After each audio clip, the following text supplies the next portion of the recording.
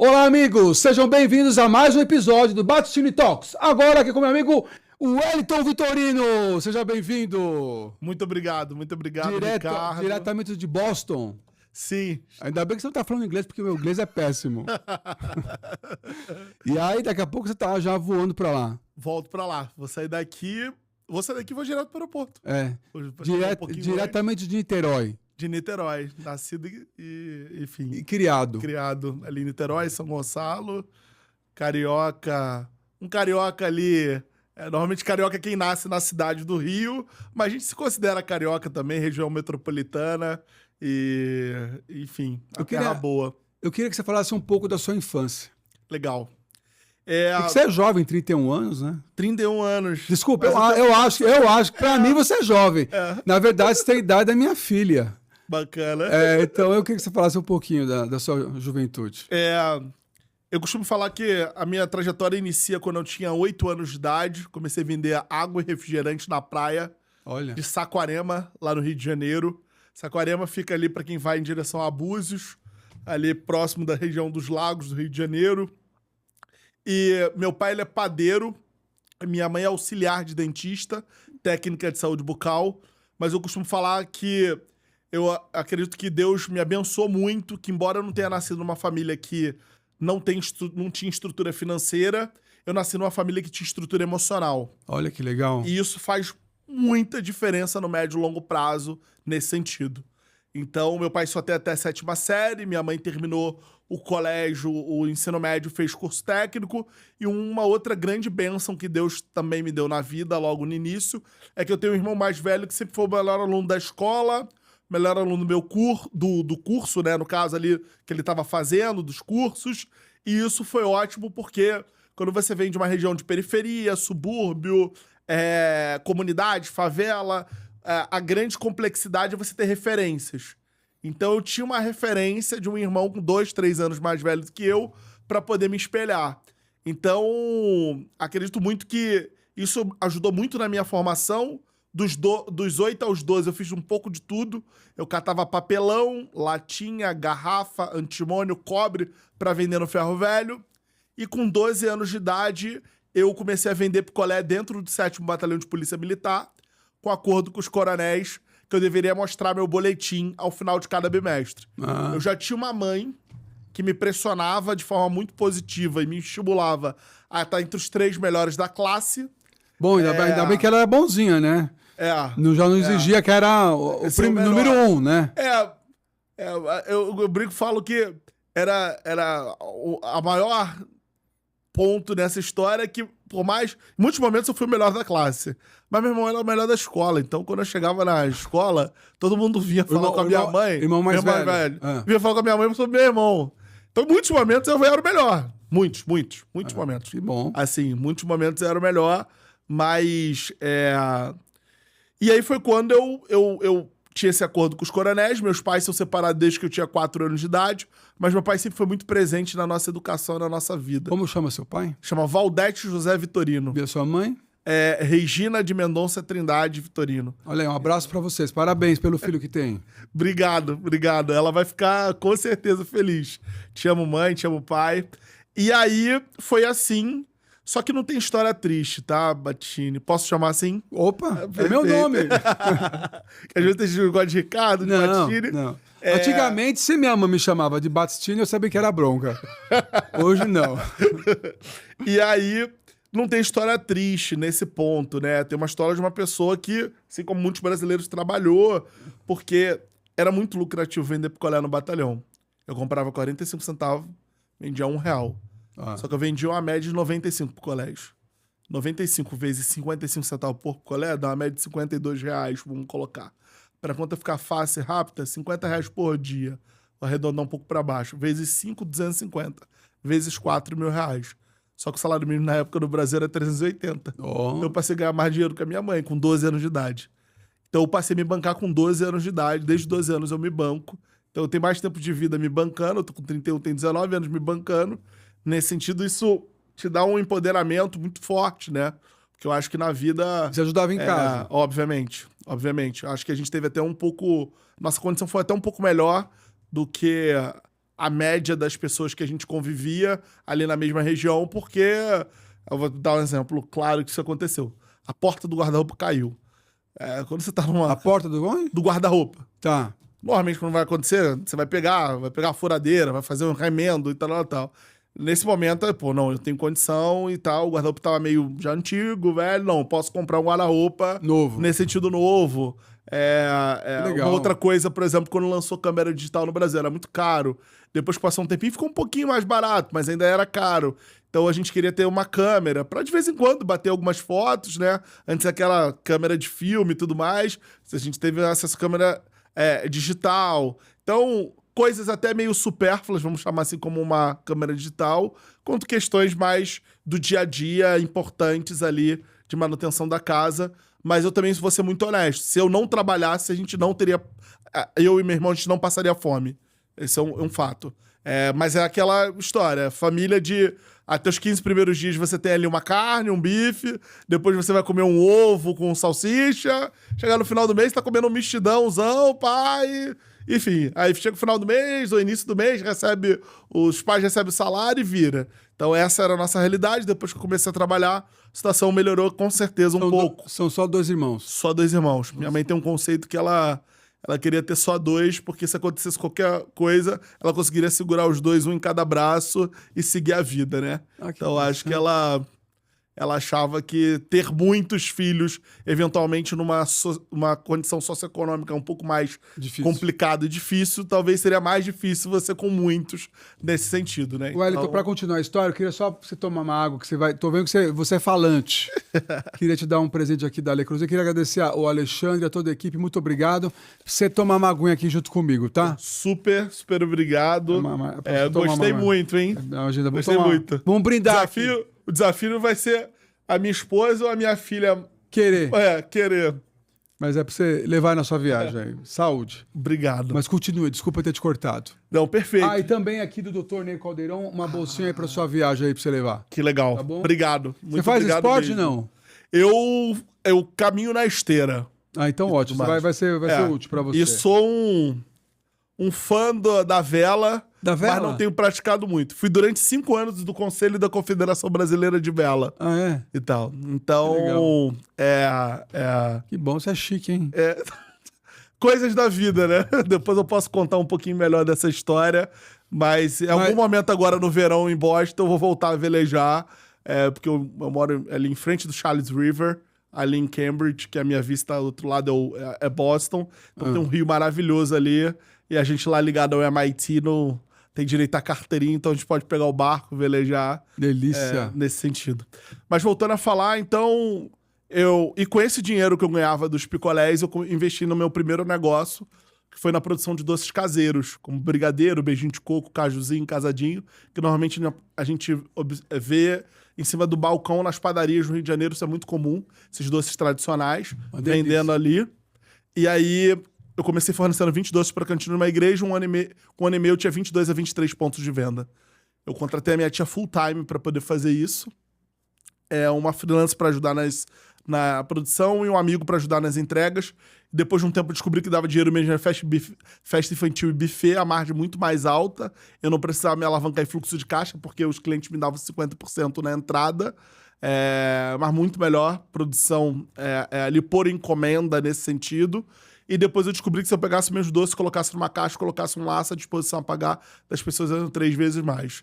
Então eu fui um garoto de subúrbio, de periferia, enfim, que teve uma vida talvez um pouquinho melhor, mas trabalhava o dia inteiro. Então meu ritmo de trabalho desde muito novo, talvez desde ali dos 11, 12 anos, estudava de manhã, depois ali pegava o picolé, isso, aquilo, depois fazia as entregas dos doces, tinha período nas férias que eu ajudava numa padaria, então sempre tive um ritmo de trabalho muito intenso.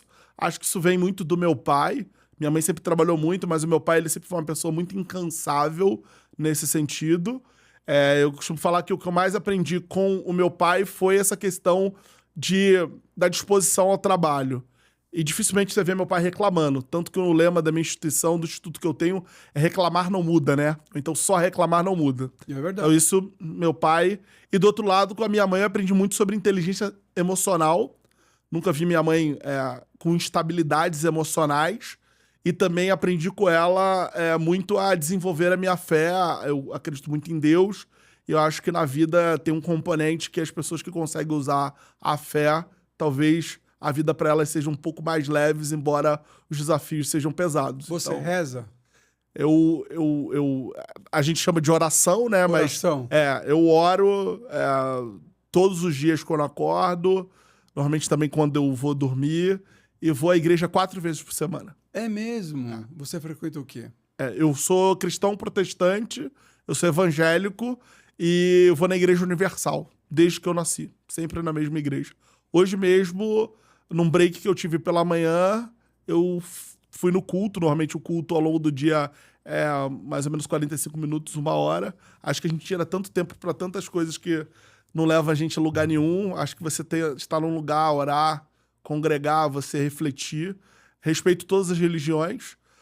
Por exemplo, os próprios coronéis do batalhão, que foi o lugar que eu mais aprendi na vida, muitos são da Umbanda, outros são do Candomblé, outros são católicos. Então eu fui ajudado por muitas pessoas e acho que isso foi muito bom para ter uma visão muito ampla das possíveis religiões. Depois que eu fui para os Estados Unidos, para MIT, comecei a conhecer mais pessoas que são ligadas ao islamismo, muitos árabes, tenho muitos amigos árabes, assim. Lá você conheceu muita gente do mundo todo. Do mundo inteiro. Então, mas tenho a minha crença, tenho aquilo que eu acredito, mas eu acho que o respeito... Se Jesus não fez acepção de pessoas, quem sou eu para fazer? Essa é a minha máxima. Isso é versículo bíblico, né? E tudo mais. E tem aqui em São Paulo e no Amazonas tem muitos amigos judeus. Muitos. Sensacional. Wellington, você fundou o Instituto For com o objetivo de formar líderes. Correto. Né? E nesse cenário atual do Brasil, o que separa um bom executivo de um líder transformador, na sua opinião? Acho que são 3 coisas. A primeira, para mim, que cada vez mais se torna complexo, é você ter líderes autênticos. A autenticidade está se tornando uma qualidade, uma habilidade cara entre as pessoas. E muito porque eu acho que cada vez menos as pessoas estão pensando e mais estão seguindo as coisas que estão acontecendo. Redes sociais, você vai seguindo, as pessoas às vezes não param para poder refletir, e o fato de você ser autêntico é você olhar para um determinado problema, para uma situação, e você saber se posicionar de maneira respeitosa, mas entendendo que aquilo dali é realmente aquilo que você acredita e não simplesmente porque todo mundo está falando que é de forma A ou de forma B. Então, acho que ponto 1 é esse. Outro ponto é franqueza. Acho que cada vez mais no meio corporativo essa questão das pessoas serem francas está diminuindo, e eu prefiro estar num ambiente que as pessoas são francas e, obviamente, sabem falar com as pessoas de maneira respeitosa, do que do nada acontecer um layoff. Mas como aconteceu do nada um layoff de 6 mil pessoas numa empresa americana de tecnologia? Aí a pessoa acorda da noite pro dia e fala: como é que eu fui demitida? Você tá falando da Meta? Nos últimos anos a gente pode falar de todas, né? Porque eu acho que todas fizeram layoff, né? Eu tô falando isso que eu tô lá inserido lá no burburinho das empresas de tecnologia. Tenho alguns amigos, grandes executivos nacionais e internacionais das empresas de tecnologia. O Brasil foi menos afetado, né? Mas quando você pega Europa, Estados Unidos, e eu acho que às vezes o que falta, no geral, é um pouco mais de franqueza no ambiente. Mas você acha que a sinceridade numa companhia, às vezes, não pode prejudicar o profissional? Sim, eu acho que pode prejudicar um profissional. Porque num tipo de cultura onde que é valorizado principalmente você agradar mais do que, de repente, falar as verdades que precisam ser ditas. Porque tá circulando na internet um vídeo dessa questão do 6x1, por exemplo, uma coisa séria. Eu viralizou um vídeo de um profissional sendo sincero para o chefe que ele queria o 4x1. Certo. E o chefe não admitiu e mandou ele embora, né? Porque ele foi perguntado, né? E ele achou que ele quer ficar 4 dias em casa e trabalhar 1. Agora entendi. 4 não é 4, você não faz aí. Ele quer descansar 4 e trabalhar 1. Então, é assim... Não, mas aí eu acho que não entra nem no caso, com todo respeito, mas nem no caso de franqueza, né? Não, aí é o caso que ele precisa ou arrumar não sei. Um padrinho rico. Eu não quero nem discutir isso, porque eu tenho uma opinião que eu não posso nem comentar aqui. Mas Então, eu acho muito sério, né? Esse mundo que nós estamos vivendo. Mas, assim, eu quero saber a sua opinião sobre isso. Na minha opinião, assim, eu acho que... A franqueza, às vezes, numa grande multinacional, você acha que ela é válida? Hoje, no cenário atual, do jeito que boa parte da cultura estão, você sendo um colaborador, normalmente, eventualmente vai te prejudicar. Eu tenho consciência disso. Uhum. E aí eu acho que entra o grande desafio, né? Eu acho que muitas empresas não conseguiram se manter na dianteira e tudo mais, porque ao longo do tempo... Vou te dar um exemplo, sei lá, Enron, por exemplo. Acho que é um grande caso nesse sentido. Que normalmente qualquer programa de MBA, MIT, Harvard e por aí vai, sempre você estuda esses casos de empresas muito grandes que quebraram e por aí vai. Sempre começa com alguns tipos de desvio, faltas de franqueza, algumas questões relacionadas a ego, algumas questões relacionadas à aceitação de microcorrupções ou então falta de integridade. Então, acho que um risco de as pessoas não serem francas, e serem francas eu não consigo entregar isso nesse tempo. Eu acho que isso é mais honesto do que a pessoa falar que consegue entregar e não, fica tranquilo e tal. Daqui a uma semana a gente manda um e-mail e fala que não vai conseguir me entregar, todo mundo sabe que não vai funcionar e vida que segue. Uhum. Então, eu escuto falar isso, assim, de ponta a ponta na Faria Lima em muitos lugares, assim. Então... O que você ouve? Ouço falar que, cara, se eu não conseguir entregar, tipo... Vai chegar semana que vem, o chefe, a liderança colocando tempos que realmente não são factíveis, e todo mundo joga um jogo, né? E aí depois do outro lado você tem ali os colaboradores jogando o jogo também falando que vai ser possível, mas depois os sistemas de controle no Brasil eles são muito ruins, né? Eu falo que eu fiz administração e tem 4 coisas que você aprende em administração. Planejar, organizar, liderar / direção e controle. E tal. Você pega lá Edalberto Chiavenato, Teoria Geral da Administração, TGA. Final de ciência de administração são 4 coisas. Mas tem cadeira de marketing, mas tem cadeira daquilo, tem cadeira daquilo. Fantástico. Mas tem 4 grandes princípios. E aí o ponto quando você tem uma empresa que ela planeja bem, ela se organiza bem e ela tem uma boa direção, uma boa liderança, normalmente a gente peca no controle. E aí talvez é nisso que interligue por que os japoneses são muito mais produtivos que os brasileiros? Talvez eles gastem um pouco mais de tempo e tem sistemas de controle claro de como vai mensurar as coisas que estão sendo feitas.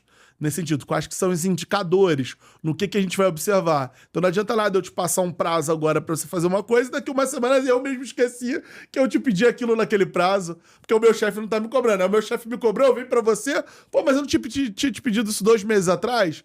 Então acho que a gente ainda... Acho que o mercado brasileiro é fantástico. Acho que a gana, o grid que a gente tem, a garra, ele supera qualquer outro tipo de profissional, mas os nossos sistemas de controle eles são falhos. Você fala da cobrança? Não, eu falo de você ter ali os indicadores, você conseguir fazer as mensurações adequadas, de você conseguir avaliar, tanto ter avaliação de performance de maneira adequada. E aonde que entra, então, o Instituto For? Para resolver isso? O Instituto, na verdade, ele entra com um outro prisma, né? Que eu acho que é um passo atrás. O Instituto, ele surge depois de uma palestra que eu dei junto com o Nizam Guanais, na casa do Florian Bartunek, no dia 23 de novembro de 2015. Há 11 anos atrás. A ideia surge há 11 anos atrás. E ele nasce dia 14 de maio, daqui a 2 semanas, o Pro Líder, que é esse programa. Qual que era a minha ideia? Existe um vácuo de liderança muito claro no Brasil e no mundo. A gente tem gerações talvez um pouco mais experientes, sêniores, de muito punch, de muita estrutura, muito bem preparada. Mas isso você vê na política. No campo empresarial é um pouco melhor, porque as empresas elas investem em treinamentos, uma série de coisas. O Instituto For faz muito isso, ajudando as empresas nesse sentido. Mas existe na minha visão, o grande ponto é, se eu conseguir colocar as pessoas nos lugares certos, essas pessoas vão tomar melhores decisões. Isso tanto dentro do meio privado, quanto do meio público, nova geração de empreendedores. Então, na minha visão vou selecionar um conjunto de jovens ou talentos, que hoje vai de 18 a 40, mas antes era 18 a 35 anos. Vou criar um programa espelhado em programas internacionais. Como assim programas internacionais? Você pega um programa de MIT, de Harvard, de Oxford, de Stanford, você pega as melhores mentes para poder dar aula naqueles programas, normalmente. Você não consegue ter todas as melhores mentes dos Estados Unidos ou do mundo naquele programa, mas em vários programas você tem ali grandes professores. Então qual que foi o nosso conceito? E as pessoas falavam, é loucura. Como é que você vai convencer essas pessoas a darem aula para você? Como é que você consegue, por exemplo, pegar o Ricardo Paes de Barros, o Marcos Lisboa, Florinha Bartoneck, a Cláudia Costin, enfim, pessoas que têm renome no mercado nesse sentido, que são boas em economia, infraestrutura, sustentabilidade, política e por aí vai, para a gente poder dar aula para esse pool de talentos para fazer o diagnóstico de Brasil. Depois disso, a gente, em paralelo, vai acontecendo as formações de liderança, a transformação do indivíduo.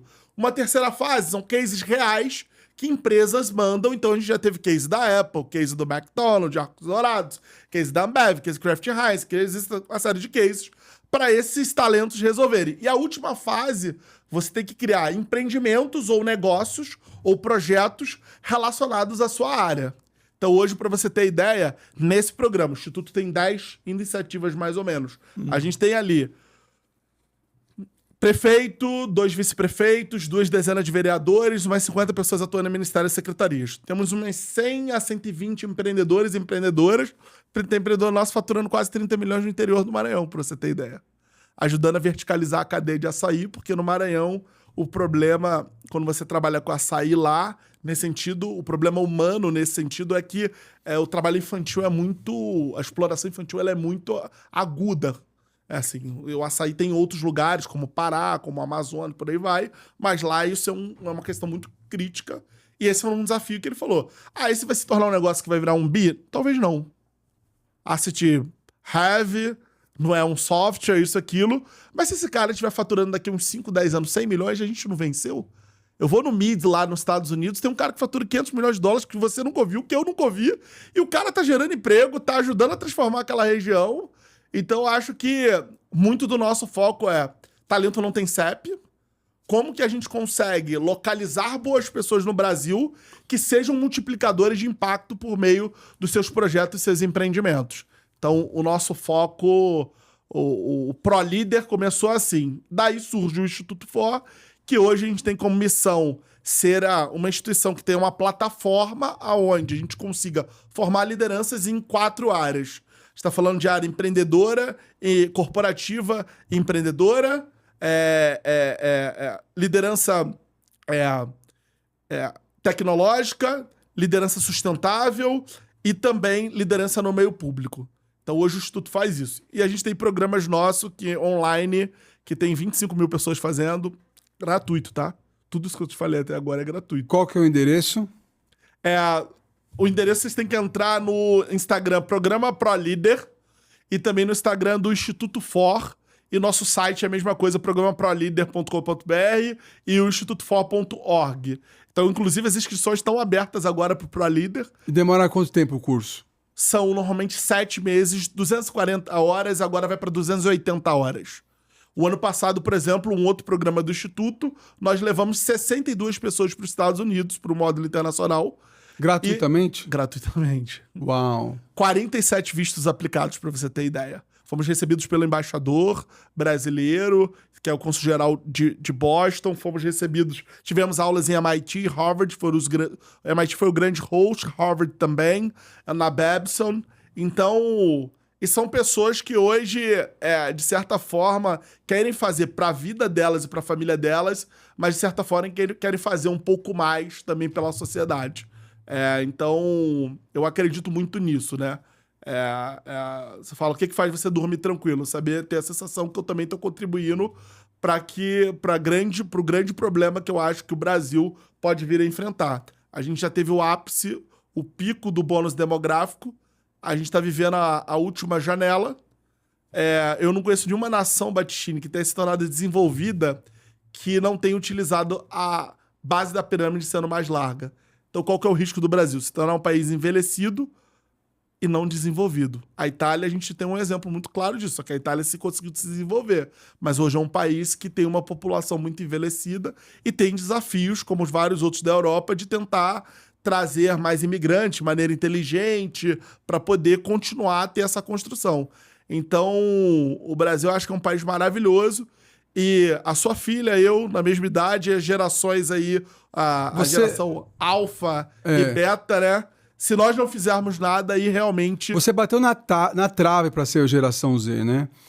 Trave. Na trave. Eu queria saber o que é para você... Você citou nomes de pessoas muito inteligentes, né? Que estão no topo.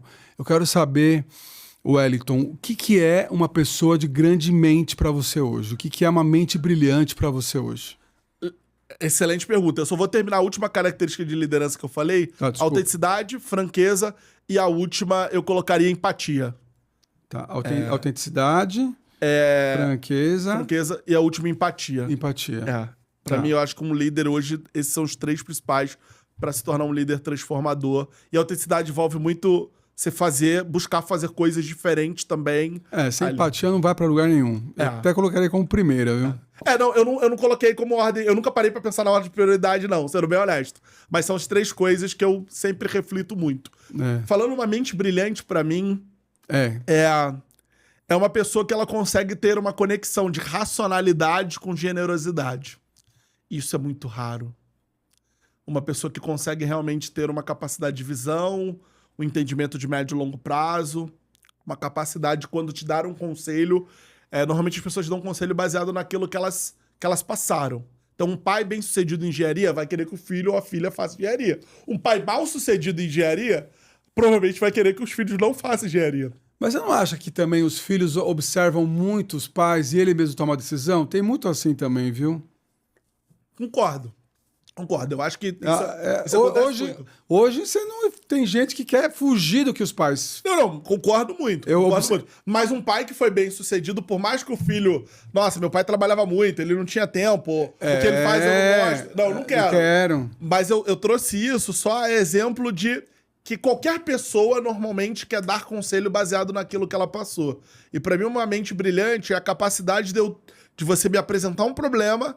Eu conhecendo um pouco do contexto e um pouco da tua trajetória, conseguir me colocar no teu lugar e às vezes tomar uma decisão, te dar um conselho numa decisão pautada na sua realidade e não no que eu faria. Sim. E isso é muito difícil. Eu encontrei poucas pessoas na vida assim. Wellington, quais são as competências comportamentais, que é o tal do soft skills, né? Que fala que você vê como as mais raras e necessárias para quem quer sentar em uma cadeira de C-Level hoje?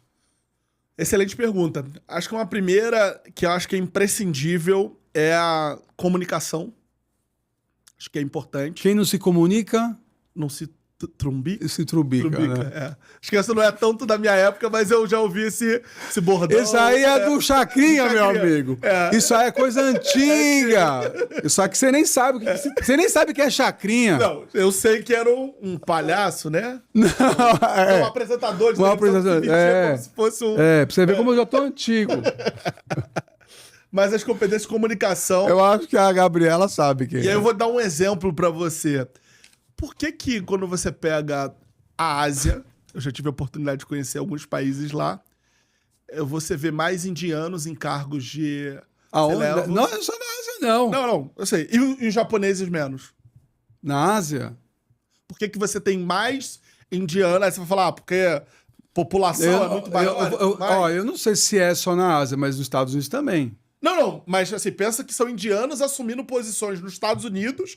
Você pega a Satya Nadella da Microsoft, você pega o CEO do Google, você vai pegando. Vários são asiáticos de uma parte da Ásia, outros não, nesse sentido. Aí tem uma explicação, e tem um estudo já que mostra nesse ponto, né?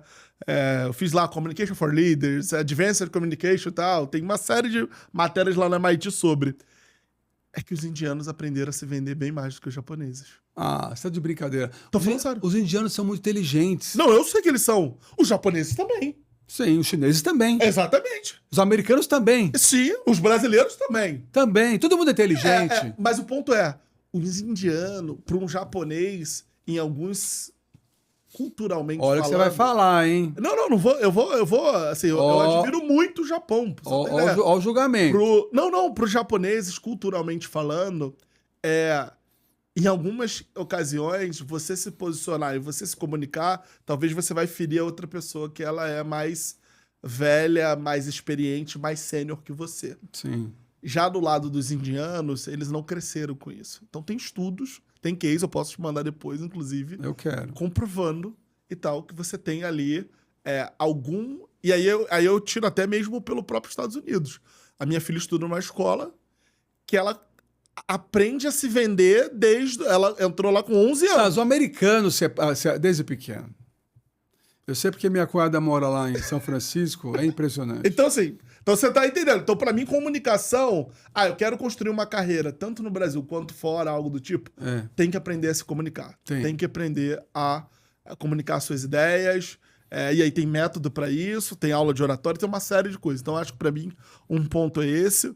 Um outro ponto também que talvez seja uma coisa que às vezes as pessoas podem só achar meio intangíveis, é a capacidade das pessoas conseguirem fazer conexões e tomar decisões a partir disso. Network.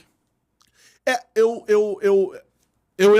vou entrar até inclusive no network, mas quando eu falo conexões como é que eu consigo conectar a Le Creuset e você conectar com o Ney Caldeirão? Como é que eu conecto aqui um escritório de advocacia e tudo mais com o Battistini? Então acho que que talvez o pessoal chame de pensamento crítico, que inclusive está lá nas habilidades do Fórum Econômico Mundial, que todo ano sai lá as habilidades que realmente uma pessoa precisa ter. Então, na minha visão, esse é um outro ponto, que a pessoa acha que tem que ter cada vez mais. E eu acho que inteligência artificial, Claude, GPT, Gemini, Lovable, enfim, independente da inteligência artificial, pode te ajudar nesse sentido, sim, mas... eu acho que ainda tem um componente ali de você ter a capacidade, primeiro, de fazer as perguntas certas, os prompts certos, e também depois analisar aquilo dali e fazer as conexões necessárias para que aquela ferramenta ali possa impulsionar. Funcionar. E por último, eu também diria a capacidade da pessoa saber se relacionar, construir um bom networking, porque...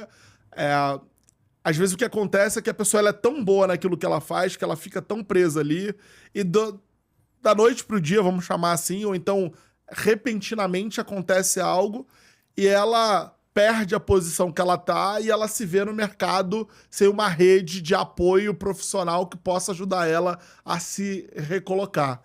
E você provavelmente sabe mais do que eu nesse sentido, porque tem um relacionamento muito vasto, também muito mais experiência de vida. Um dia você como executivo, todo mundo tá te ligando.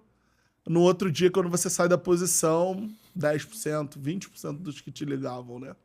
Nesse sentido. Parece que... sumiram. E aí eu acho que tem um outro ponto que eu acho que é valor entender isso na cabeça, né? Que ser é diferente de ter, sim, que é muito diferente de estar. Exatamente. Você está como se leva naquela companhia, né? Depois não tá mais. Perde o sobrenome, né? Correto. Você acredita que a liderança do Brasil ainda é muito reativa? E para completar, como mudar a cultura para uma liderança mais propositiva e estratégica, na sua opinião? Excelente pergunta. Não sei se eu vou ter a melhor resposta mas vou tentar aqui. Eu acho que na minha opinião, eu acho que a liderança do Brasil não é tão reativa assim. Sendo bem honesto. Mas eu acho que também, talvez ao mesmo tempo, também não é tão propositiva nesse sentido. Eu acho que talvez o que aconteceu nos últimos anos é que a gente entrou numa onda muito de reclamação de múltiplas coisas. Bom, o brasileiro gosta de reclamar, né? Eu acho que essa questão... que talvez se isso for a reatividade, então eu concordo. Então, quando você tá numa zona mental de reclamação... nada tá bom.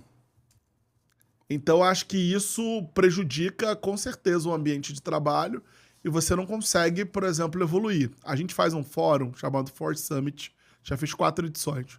Não, historicamente sempre aconteceu dentro do Ibirapuera, a gente isola uma parte do parque, só de área a gente monta mais ou menos 2.000 metros quadrados no parque e usa o auditório também que o Oscar Niemeyer desenhou, lá aqui no Parque Ibirapuera.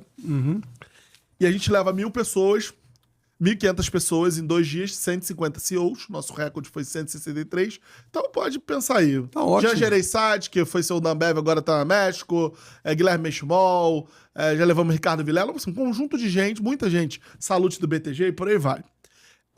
O Salute E muito do nosso espírito é como que a gente discute Brasil em determinadas áreas como economia e negócios, liderança e educação, inovação e tecnologia e ética e sociedade, que eu acho que no Brasil a gente tem que discutir algumas coisas de ética relacionadas à sociedade, com essas lideranças. Então pensa que eu chamo de cabeças experientes e brancas, e a gente também chama uma população um pouco mais jovem, que estão fazendo, empreendedores, que ganharam investimento, isso, aquilo. Então a gente discute e traz tanto uma discussão que envolve meio público e meio privado. 100% das pessoas são convidadas, a nossa intenção é que isso se torne um pequeno fórum econômico mundial no futuro, acontecendo no Brasil. Nesse sentido, mas por que eu tô entrando nesse sentido? Sempre o nosso brief para os palestrantes, para os nossos speakers e também o nosso alinhamento de comunicação é como a gente faz um fórum propositivo. É raro você conseguir colocar meio público e privado no mesmo espaço, 1.500 pessoas, 2 dias, no Ibirapuera com 150 CEOs, 300 C-levels, mais 300 pessoas ligadas ao governo, por aí vai. Porque se a gente não aperta na questão do briefing, nesse sentido, o tempo que a gente tem para poder debater e propor, a gente só fica falando do que o Brasil tá errado. Porque o Brasil tá ruim no PISA, porque nós, na OCDE, a gente tá, enfim, extremamente, a gente caiu no ranking de educação, a gente não evoluiu em produtividade, a gente não fez... Pô, bacana. Isso tudo eu já sei, eu acho que você já sabe e aquele público já sabe. Baseado nisso... O que faz para mudar? Vamos para onde? Né? Então eu acredito muito nessa questão da proposição. Então eu acho que no final do dia, talvez para as pessoas... É muito difícil você estar num ambiente das pessoas reclamando, você pensar diferente daquilo, mas quanto menos a gente parar de reclamar, mais você abre espaço para propor soluções, né? Sim. Então... Sensacional, viu? Rapaz, tô gostando do senhor. Obrigado. Muito bom, muito inteligente. Que, aliás, você foi o primeiro brasileiro a conquistar uma bolsa integral, né? De MBA no MIT, né? Fazendo um ajuste... aí entra o componente de ser negro, né? Quando a gente pega... na verdade, eu vou explicar. Preto ou negro? Me ensina, por favor. Claro. Porque toda hora é uma coisa. Negro é raça, preto é cor. Tá. E tal. Qual que é o certo de falar? Você pode se referir a uma pessoa... Pretos e pardos representam negros. Então essa pessoa se autodeclara parda. Ensina, por favor. Vamos lá. Você tem aqui o João e a Maria. O João se autodeclara pardo e a Maria se autodeclara preta. Essas duas pessoas, elas fazem parte da raça negra. É assim que é a definição. Então você pode chamar qualquer pessoa... Vamos lá, né? Que você pode chamar. Você pode, nas classificações, se classifica, você pode classificar qualquer pessoa preta ou parda por autodeclaração, normalmente autodeclaração do IBGE e tudo mais, como uma pessoa negra. Então eu posso chamar? Negro. Negro é a melhor palavra. São pessoas negras. É a melhor palavra. Tá bom. Então o Wellington é uma pessoa negra. É a melhor forma. Mas o Wellington, a cor do Wellington que se autodeclara, eu me considero preto. Então você pode falar que você é preto. Eu posso falar que eu sou preto. Eu não posso falar pra você que você é preto. A melhor forma de você se referir é... Negro. Você perguntar pra pessoa no que você se autodeclara. Tá. Nesse sentido. E... Por classificações, se você fizer, por exemplo, você vai fazer um evento aqui e você coloca lá no teu... formulário lá. Eu pergunto pra pessoa como ela se sente mais à vontade. Aí você bota lá, branco, preto e pardo. Se dessas 100 pessoas que estão no seu evento, 60 pessoas colocarem que são pretos e pardos, na classificação, se você for fazer um dashboard disso, você pode colocar lá que elas são 60% das pessoas que tiveram no evento eram pessoas negras. Porque a única diferenciação, acho que é mais simples, é o seguinte: tem cor e raça e tudo mais. Certo. Então, acho que esse é um ponto importante. Importante, tá. Isso é claro nos Estados Unidos também? Para eles que são americanos, sim. Pra gente que é brasileiro, não tem nem classificação. Tá. Que a gente não é considerado latino, não sei se você sabe disso.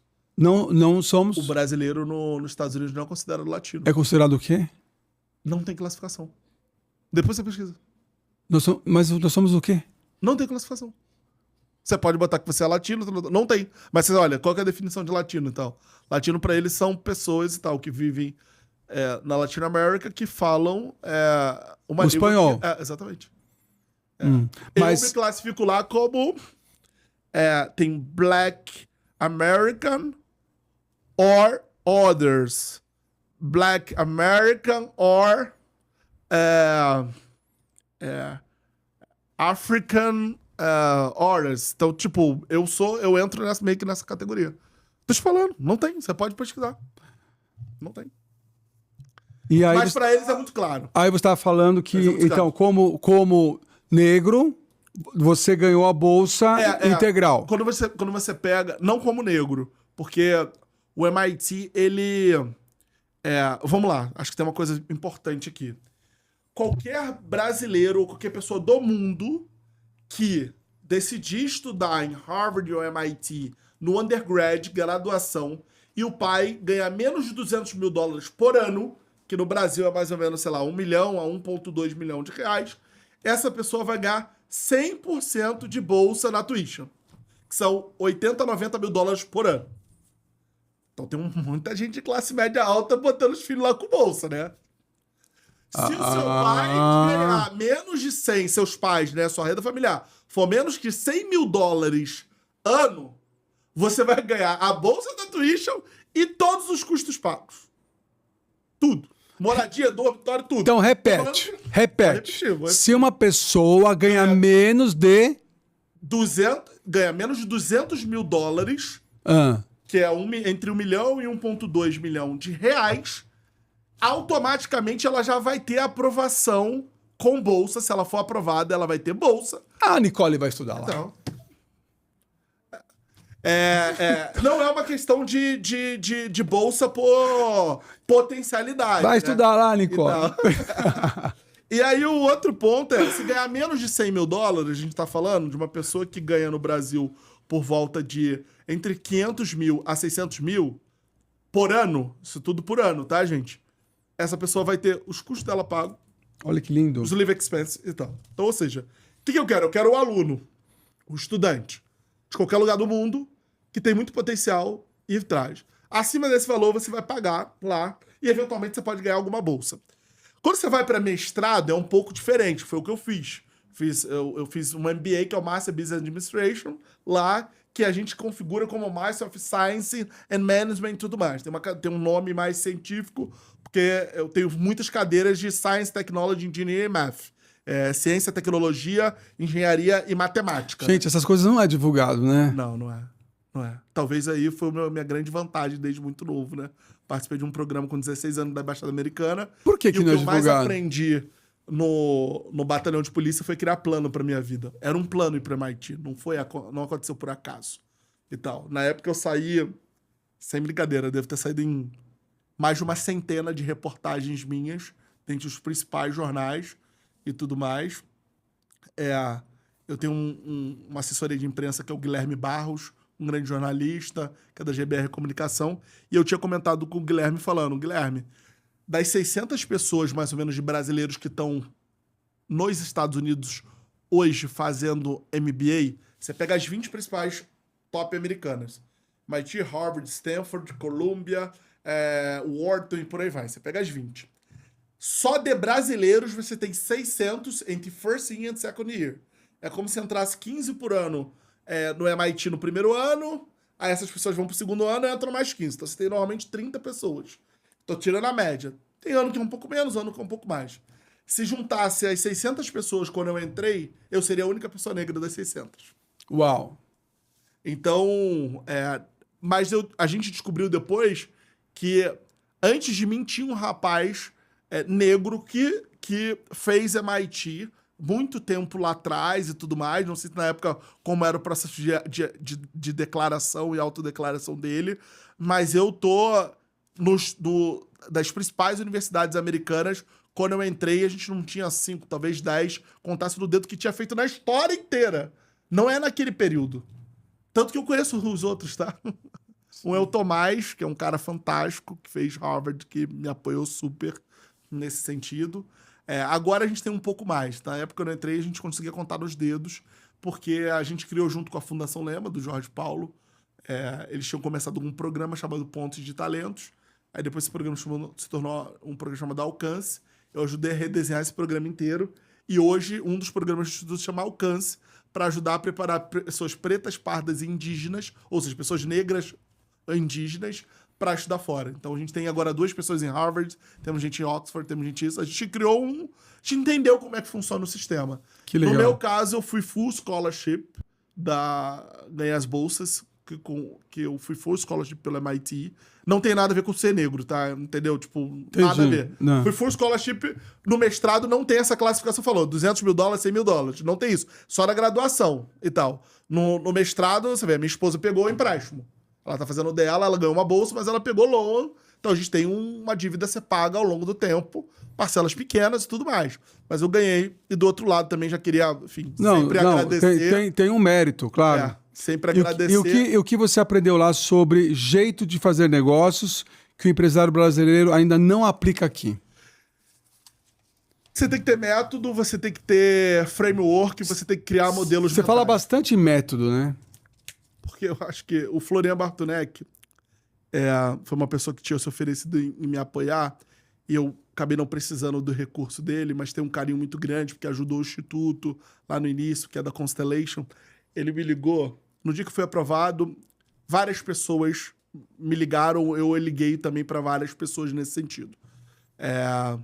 Ele falou, cara, vai ser fantástico, você é um cara que executa bem, pensa bem, tem uma cabeça muito boa e tal, mas o que esses americanos fazem muito bem nesses programas é que eles sabem criar frameworks, modelos mentais, estrutura, sistematizar as coisas.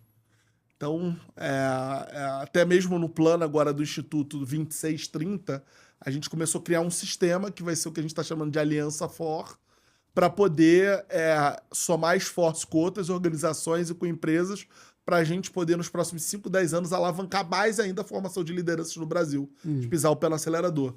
Então, a gente estruturou, depois posso até te mostrar, e quero de alguma forma que você dê sua opinião, esteja perto de alguma forma dessa nossa rede, porque isso eles fazem muito bem. Eles fazem muito bem. Então, você tem que pensar pouco para poder executar as coisas, sabe? Tem um método, você tem que seguir o método. Sabe? Você cria um sistema e isso tem que funcionar com você lá ou sem você lá. Obviamente que na implantação disso é muito difícil.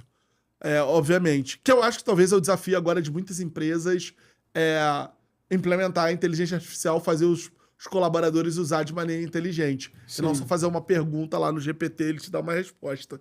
Mas isso daí foi uma das coisas primordiais que eu aprendi lá nesse sentido.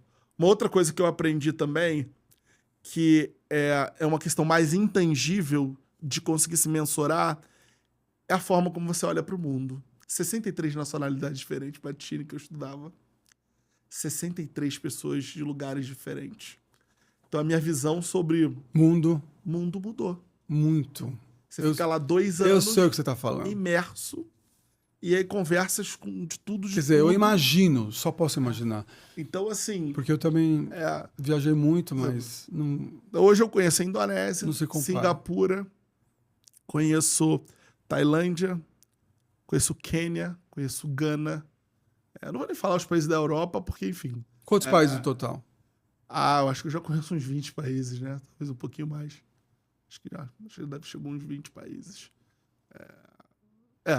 Israel já fui 2 vezes. Qual o prato que você mais gosta desses países? Cara, excelente pergunta, hein? Porque você parece ser bom de garfo. Depois que fui para os Estados Unidos, então, né? Mas um garfo meio ruim, né? Aquela comida... Talvez o meu único ponto de observação é que que eu não gostava, agora eu tô comendo melhor, porque a gente tá cozinhando em casa e tudo mais. Cara, eu comi muita coisa ruim. Ruim no sentido assim... Não, vamos falar de coisa boa. Vai, qual o prato que você mais gosta? Ruim que eu tô falando... 2 horas da manhã estudando, pedindo fast food que te entrega em 13 minutos pelo DoorDash. Como é que te entrega em 13 minutos, sabe? Sei. Aquelas coisas, sei lá, no MIT estudando. Ou se sei. Que eu mais gosto... Não, dos países, tô falando. Dos países... Já comeu comida da Etiópia? Da Etiópia, não. Ainda não. Em Washington tem. Washington tem? Um bom restaurante. Cara, eu diria... Talvez... Vou tirar o Brasil da jogada, né? Lógico. Ninguém bate uma Comida feijoada com caipirinha. tailandesa. Tailandesa? Você gosta de pimenta? Eu gosto um pouquinho de pimenta, mas tem algumas... Mas a pimenta deles não não dói. arde tanto, certo? Não arde. Ela é mais adocicada, né?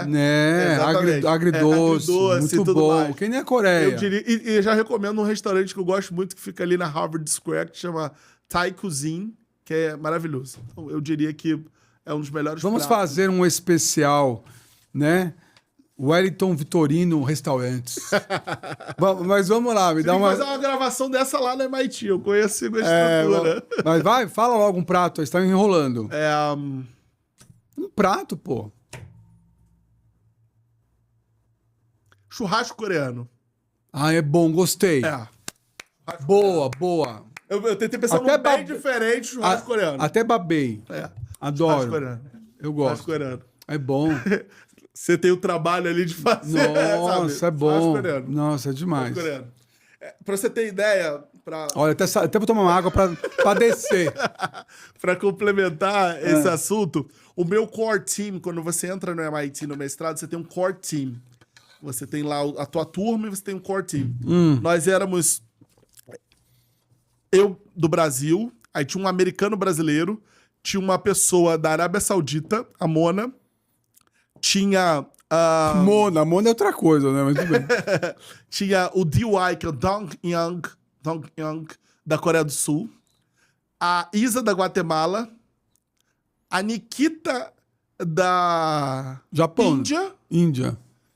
E tinha a Natalie, que era americana, mas descendência argelina. Que legal. Que é o teu time que te acompanha nos 6 primeiros meses. Wellington, como que é essa dinâmica de conexões da instituição com o MIT? Da minha instituição?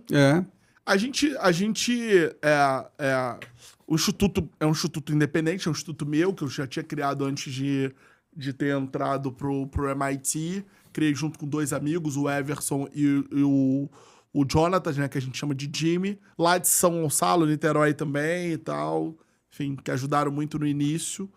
E depois que eu entrei pro MIT, o que eu tentei fazer foi, de certa forma, trazer mais essa proximidade. Sim. Então, hoje, a gente, nos nossos eventos, tem alguns eventos que o MIT ele entra como parceiro, nos acolheu muito bem também na minha ideia que eu vinha evangelizando todo mundo lá, de fazer um módulo internacional e levar lideranças brasileiras para ter bastante acesso a conhecimento de forma profunda. Então... eu acho que o MIT é um lugar de muito espaço, de muita colaboração. O MIT gosta muito do Brasil, embora o escritório do MIT na América Latina fica no Chile. Fica no Chile. Do lado de algum vinhedo, não? Eu não sei, eu nunca fui lá. Mas os chilenos foram mais articuladores em levar o escritório da América Latina para lá e tal. Enfim. Espertinho, né? Mas o MIT, por exemplo, aqui no Brasil, apoia muito também... tem a MIT Business Review, que é uma representação de brasileiros que trouxeram a marca para cá e pagam royalties. E também tem a questão do Energy Summit no Rio de Janeiro, que é um evento gigantesco para falar de energia, que o MIT também entra. Então, acho que o MIT é um lugar... Hoje, o reitor do MIT, ele já morou no Brasil. Se eu não estou enganado, o reitor da MIT Sloan, da Business School, que tem os departamentos e as escolas, e acima a gente tem a nossa presidente. Ela se chama Sally, E aí a gente tem embaixo o nosso reitor. Ele já morou no Brasil e fala português, inclusive, né? Fala português no modo americano, mas fala português, entende super bem. Então, a conexão que a gente tem é uma conexão de, em determinados projetos que a gente faz, de certa forma, sempre a gente busca conversar e ter algum tipo de endosso, apoio, parceria e por aí vai. Muitos CEOs ainda veem o impacto social como algo separado do lucro. Como você convence o mercado de que investir em informação de liderança convence liderança diversa... Deixa eu colocar o óculos, porque o negócio está feio. Como você convence o mercado de que investir em informação de lideranças diversas e qualificadas é, na verdade, uma vantagem competitiva financeira? Na minha visão, vem muito pautado de que pessoas que vêm mesmo em determinados espaços, elas vão pensar da mesma forma. E se você quer trazer soluções diferentes, você vai precisar se desafiar a trazer pessoas de backgrounds diferentes. E aí isso vai depender de setor, vai depender de área, nesse sentido. Então, acho que uma habilidade de liderança que esses líderes precisam ter é como você consegue fazer composições de time que conseguem contemplar diferentes realidades e partes de uma sociedade. Então, se você trabalha com... Vou te dar um exemplo de algo que eu aprendi lá no IBMEC. Eu fui bolsista 100% do IBMEC. Tenho um ótimo relacionamento. Nossa, o IBMEC também... é top, é que nem o INSPER. Né? Também tem um ótimo relacionamento com o INSPER, que é o antigo... O INSPER São... É o mesmo, Desculpa a ignorância, foi. Não. Viajei agora, viajei. Não, mas hoje realmente é separado. Mas o... Começou como IBMEC. Começou como IBMEC. Eu tive bolsa lá pelo ProUni, que é um programa do governo, um programa de universidade para todos. E lá na época, eu lembro que um dos cases que a gente estava estudando era um case de quantos salões de cabeleireiro tem no Complexo do Alemão. Complexo do Alemão é um complexo de 13 favelas. Nossa, quantos tem, gente? A estimativa na época tinha entre, 450 e 500 salões de cabeleireiro. E agora? Você abre na porta da tua casa e tudo mais. E aí, a L'Oréal, de uma forma muito inteligente, ajudou a fazer esse mapeamento. Imagina, a tinta é caríssima. Quanto tem lá? E começou a fazer... Eu não sei quando é que custava lá e tudo mais, mas começou a fazer produtos e um determinado tipo de marketing de comunicação com os seus vendedores direcionado para aquele público. Que eles chamavam na época do público da base da pirâmide, né? Assim, estourou em venda.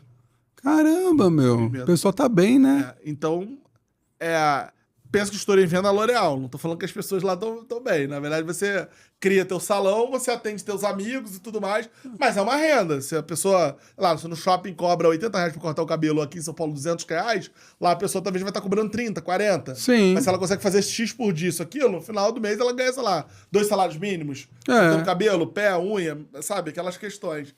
Então, por que eu tô dando esse exemplo? Porque eu acho que esse é um exemplo bom no sentido de que...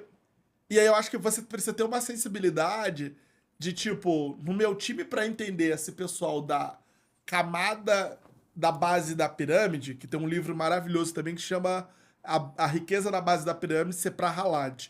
E um outro livro pra ser o quê? Sepra Halad. C.K. Pra Halad. Eu acho que é um indiano. Ele escreveu um livro chamado A Riqueza na Base da Pirâmide. É muito bom. Eu entendi que era pra ralar. Não. Tá. E tem um outro livro que se chama O Paradoxo da Prosperidade. O Clayton Christensen, ele escreveu O Dilema da Inovação, que é um dos livros que ele mais... Tem tanto livro bom pra ler que não dá tempo. Acho que eu não vou viver o suficiente.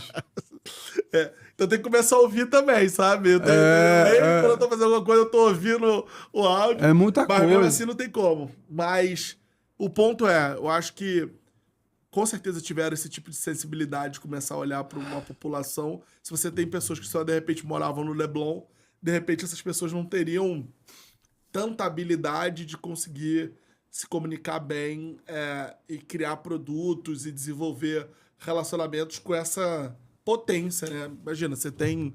mas elas compram bem menos do que um shopping que compra, mas elas estão comprando. Estão comprando, gente. Imagina, L'Oréal. O Wellington, você é um mestre em abrir portas e que pareciam ser fechadas. Qual o conselho que você dá para um líder que sente que sua empresa ou carreira estagnou? Cara, primeiro ponto busque ter boas pessoas te aconselhando. Talvez o maior tempo que eu encurtei na minha vida, depois ali dos meus momentos de meditação com Deus, orando, refletindo, foi ter a capacidade e a humildade de escutar determinadas pessoas que eu considero como mentores, como conselheiros. Para vocês terem ideia, o Instituto FAO nasceu, sei lá, com mais ou menos 13 conselheiros e a gente tinha um programa de liderança com 30 pessoas. As pessoas falavam para mim, nossa, mas não é maluquice isso? Você tem um programa e tudo mais e tal, nesse sentido, mas as pessoas que entraram para poder me ajudar nesse conselho, elas acreditaram num plano que eu mostrei, uma visão que nós iríamos crescer. Então, a melhor forma nesse sentido é você conseguir se oxigenar. Esse é o primeiro ponto. O segundo ponto é você ter a habilidade de conseguir olhar para o mercado e, assim, não reinventar a roda. Tenta entender aquilo que já está dando certo em outros lugares do mundo, em outras regiões do Brasil. O que seus concorrentes estão fazendo que está dando certo que você não está fazendo? Boa. Mas a gente, às vezes, fica muito preso no nosso cacuete de que a gente fez aquilo durante muito tempo muito bem e aquilo naquele momento não está dando certo. Hoje mesmo, o próprio Instituto está tendo que se reinventar em vários aspectos. O jovem que a gente seleciona hoje, o talento que a gente seleciona hoje é muito diferente do que a gente selecionava em 2016, 2017, nesse sentido. Então tem isso, a realidade das empresas também é muito diferente, né? Então, e é muito disso de um trabalho que a gente faz hoje dentro das empresas, focado em formar lideranças. Então a gente tem como cliente, historicamente, Vibra, Arcos Dourados, Ambev, várias turmas já fizemos. A gente é muito parceiro do Movimento pela Equidade Racial, Mover, que lá dentro tem 50 empresas grandes que mandam colaboradores para fazer os nossos programas de liderança. Então, na minha visão, é essa. Se você pudesse deixar uma única provocação para os CMOs, diretores de marketing e CEOs que nos ouvem hoje sobre o legado que eles estão deixando para a próxima geração, qual seria? Boa pergunta, hein? Nenhuma pergunta que foi combinado, tá, gente? Então, teve aquela preparação prévia. Não teve mesmo. Qual é a provocação? A minha provocação seria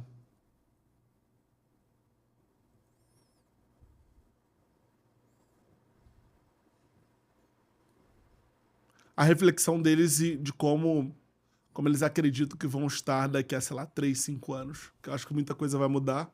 No marketing, então, mais ainda. Acho que hoje muita coisa que em várias posições de marketing que são ocupadas a inteligência artificial já está fazendo. É verdade. De forma avassaladora, literalmente. Muito. Até relatório. Exatamente. Então, eu acho o site do meu instituto atualmente não está bom. Em 15 minutos eu fiz um site novo e tudo mais. Agora eu pedi ajuda do meu irmão para ele poder ajudar a plugar lá e tal e a botar no ar nesse sentido, em 15 minutos. Qual o ChatGPT? Qual que você usa? Para fazer o site, primeiro eu criei um robô pelo cloud para poder fazer uma avaliação técnica de site. Então eu comecei a pegar vários sites de outras instituições e criei um avaliador. E criei critérios e me dei esses critérios e tudo mais e ver se esse site tá bom, se esse site tá ruim. E botei o meu lá. Então calibrei o robô. Depois disso eu criei uma outra estrutura e falei, cara, agora a partir disso, baseado nos sites bons e nas fraquezas do nosso site, faça um site melhor. Adicionei algumas apresentações institucionais históricas que nós tínhamos, 15 minutos ele me entregou. Aí depois eu fiquei entre 1 hora e 1 hora e meia lendo os textos pra ver se não tinha nenhum tipo de alucinação e por aí vai. Agora que é a única coisa que a gente precisa botar no ar. Tô dando um exemplo nesse sentido que antes a gente ia ter que ligar pra alguém, pedir pra esse alguém, né, fazer um orçamento, ia me entregar um orçamento, ia falar que tava muito ocupado e tal, que ia demorar um prazo pra me entregar em X tempo e tal. Ia pedir pra eu... Exatamente. Pronto, tá resolvido. Então acho que pro CMOs isso... como é que eles acreditam que as suas áreas vão estar entre 3 e 5 anos, que muita coisa vai mudar e é um fato. Eu não estou dizendo que vai demitir pessoas, mas com certeza o movimento que está acontecendo é de não contratar muito mais pessoas, né? Então ainda não tem comprovações que a inteligência artificial está demitindo em massa. Esse não é o ponto, embora tenha alguns lugares que sim.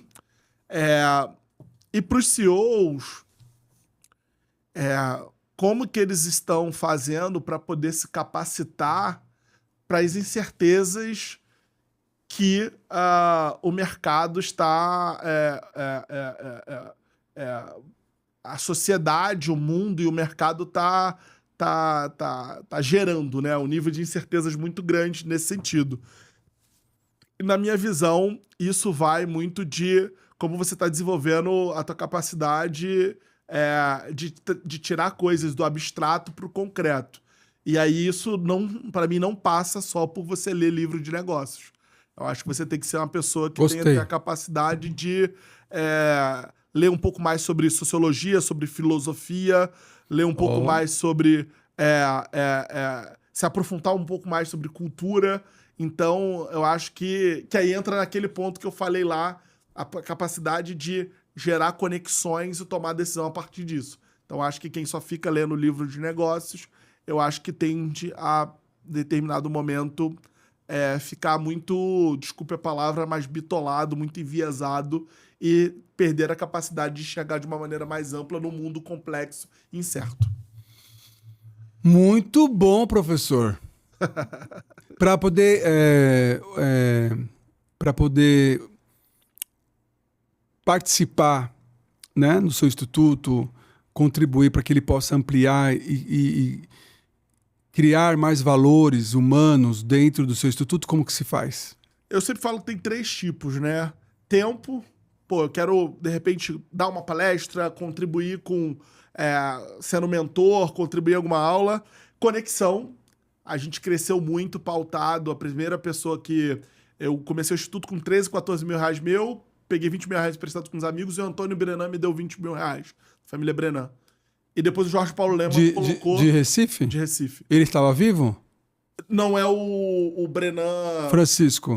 Não eu tenho obras deles na minha casa. Ah, legal. Ele é fálico, né? Legal. Não, ele é excelente. É incrível. É o neto dele. É o neto dele. Eu entrevistei ele. Entrevistou ele? Ele vivo. Que bacana. Ele parecia o Papai Noel. Com aquela barba branca.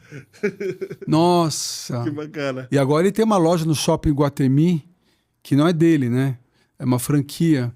Mas as peças dele são incríveis. Que bacana. Então, essas conexões que a vida traz, né? E o Jorge Paulo, que é o Jorge Paulo Lema, uma pessoa que eu tenho como um grande mentor, conselheiro, foi a primeira pessoa quando a gente formalizou que investiu na gente nesse sentido. Você falou do Antônio, eu perdi a... Perdão. A gente estava falando sobre... Como pode investir? Então tempo, conexão. Então a gente cresceu muito por meio de conexões de outras pessoas. Acho que é uma corrente do bem. Como eu falei, a gente leva as pessoas para os Estados Unidos, traz gente do Brasil inteiro, para você ter ideia, para trazer as lideranças para São Paulo. A gente, em 3 anos, gastou 1,5 milhão de passagens aéreas. Se a pessoa não tiver condição, ela for um talento, ela não tiver condição e ela morar a 6 horas de Manaus, a gente vai pagar o barco para ela chegar até Manaus, ela depois ir para o aeroporto, pegar o voo para São Paulo e tudo mais. Então, conexão sempre é ótimo, né? Boas pessoas para apresentar. E também recursos financeiros. Historicamente, anualmente, a gente faz um jantar. Esse jantar é um jantar foco em captação, mas é uma captação muito honesta no sentido, né? Tem as pessoas que compram mesa do jantar, vão 440, mais ou menos, pessoas. Desses 440, mais ou menos 380, 390 executivos, empresários, algumas das pessoas, inclusive, que eu citei aqui ao longo da conversa e tudo mais. Então, a gente faz... Quanto custa a mesa? A mesa custa 30 mil com 10 lugares, nesse sentido. E a gente tem uma série de empresas que patrocinam. A PwC, a gente tem Ambev, enfim, tem uma série de empresas... Tem Lei Rouanet? Ainda não, mas vai ter. Ainda não tem. Ainda não tem. E como que faz para entrar em contato com você? Via Gabriela? Via Gabriela, que é a nossa head aí de captação, head comercial. E também nas redes sociais, meu LinkedIn Wellington Trindade Vitorino, Wellington Vitorino. E também no Instagram. Enfim, vou ficar muito feliz à disposição aí de receber as pessoas. Batini está mais do que convidado para o jantar, a gente tem que fazer um ajuste ali de data. Esse ano a gente vai fazer 2 eventos super bacanas também. Um trazendo grandes mentes de fora e tudo mais, e um para discutir Brasil, realidade do Brasil, uma outra trazendo gente de fora. E aí eu estou trabalhando para trazer gente das universidades, algumas pessoas bacanas. Legal. Nesse sentido, também vai ser interessante depois Eu pedi pro Batini divulgar. E é isso, fiquei muito honrado e feliz de te conhecer. Eu também. Pessoalmente. Muito obrigado. A conversa foi muito boa. Foi muito bom. Pessoal, eu estive aqui com o Wellington Vitorino, adorei a conversa. Wellington, muito obrigado, muito honrado. Parabéns pelo seu trabalho. Aquele menino que vendia picolé. Tô emocionado. Parabéns. Tchau, gente. Obrigado.